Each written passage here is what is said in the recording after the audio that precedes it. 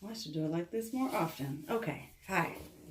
So today I had a microblading touch up scheduled, and I I incorrectly estimated 2 hours for the treatment, and we got in here and it'd been like 30 minutes, and I was still measuring and shaping.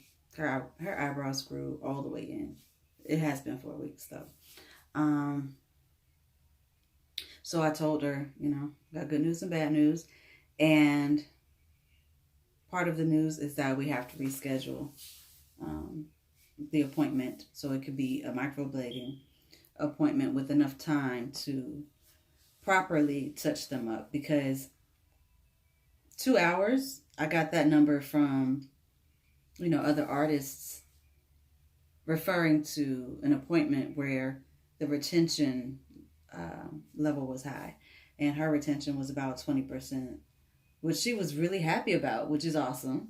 But yeah, we're gonna have to go way more in depth with detailing her brows than I thought.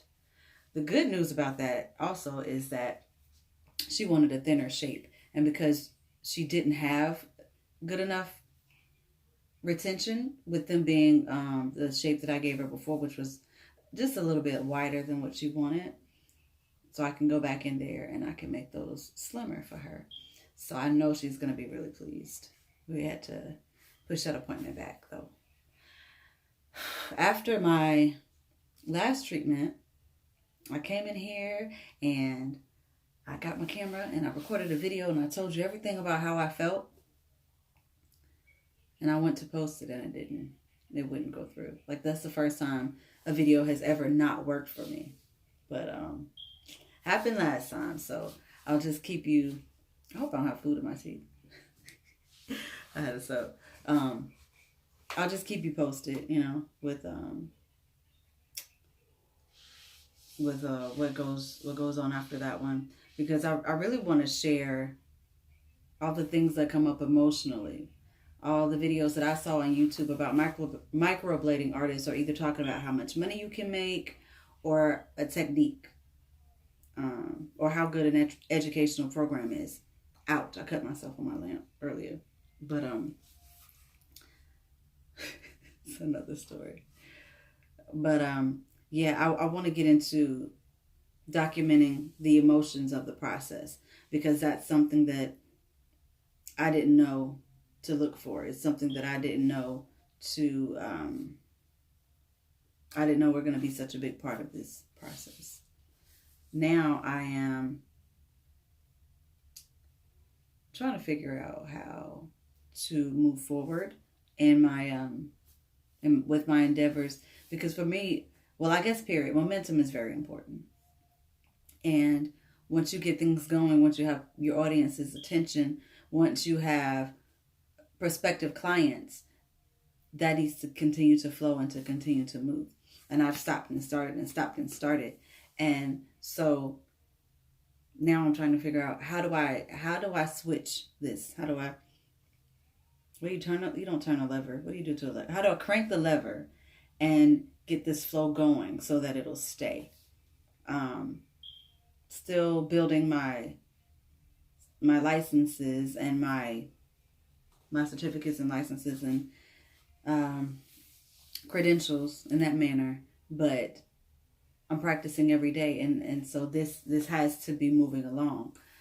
I need to be touching skin. I need my technique to work itself out, and I need for people to begin to be aware of me as a microblading artist. So, getting creative with that, and also working to stay in a good vibration and a place of optimism as far as what the future holds and what my idea is for the future. Um, Yesterday they had a webinar, and the Academy had a webinar, and it was so motivational. It inspired me so much, because she's done exactly, it was Leslie Ritchie. She's done exactly what I want to do. But I get to see all her steps. So it's dope because I don't have to wonder like, what is she doing that I don't know about? She's just working. She's just working hard. She's just keeping her books filled and saving her money. And I think most importantly, she's telling herself that she can do it, and she's going for her ultimate dreams. She's not... the studio she built was beautiful. Beautiful. Pristine. Like regal. It's gorgeous. So she didn't cheat herself. She didn't settle, and she didn't try to talk herself out of it, which are all things that I've already experienced. So now I'm going back to my drawing board, and all that stuff that I put up there just because I thought that it'd be more pleasing to people and maybe to the clients. I'm taking it off, and I'm going to put back the things that I had that stirred me up on the inside, that made me, leap for excitement. And that gave me more creativity, even turned on my flow for what I want to see in the future, where it was just coming to me, and not that I was taking little pieces and trying to pick, the edges off and piece it together. I like life when it flows, but it really takes some work to maintain that flow. So that's the place I'm in right now. I will report back next time.